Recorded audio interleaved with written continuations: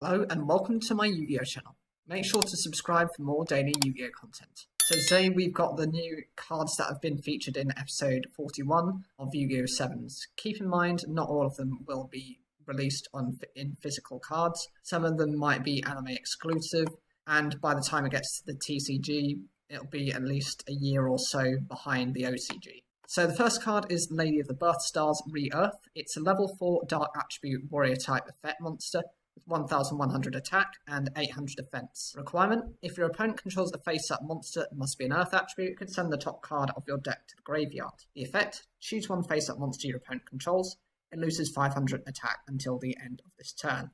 It's a decent enough effect, very simple to actually use, but it only works against specific opponents that rely on Earth attribute monsters. Otherwise, this card can't use its ability. Ultramarine Hermit Makima's Divine Protection is a normal trap card with the requirement: when an opponent's monster with 2000 or more attack declares a direct attack, the effect: choose two normal monsters with 0 attack with different levels in your graveyard and special summon them to your field face up. It's a decent enough effect because you can actually defend your life points. And you actually lose one of the monsters if your opponent actually manages to attack into one of them. But at least you've got something that you can reserve for your next turn. Next card is Flower Fang Ninjutsu Art of Sleeping Sickle. It's a normal trap card with a requirement: when your opponent normal summons a monster while you control a face-up monster, must be a level 7 or higher plant. The effect: choose one face-up monster your opponent controls. Its original attack and defense become 0 until the end of this turn.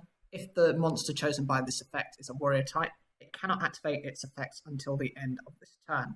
So this is a little bit more specific, but then again, it just requires you to have a high-level plant-type monster. You have the ability to shut down and zero out your opponent's monster's attack, which is useful if they've declared an attack on your monster. And it gets a bonus if it happens to be a warrior type with the effect negation. It's an okay effect, not really anything particularly powerful within these three or so cards, but I'm sure they'll add to the support of these specific characters in the future.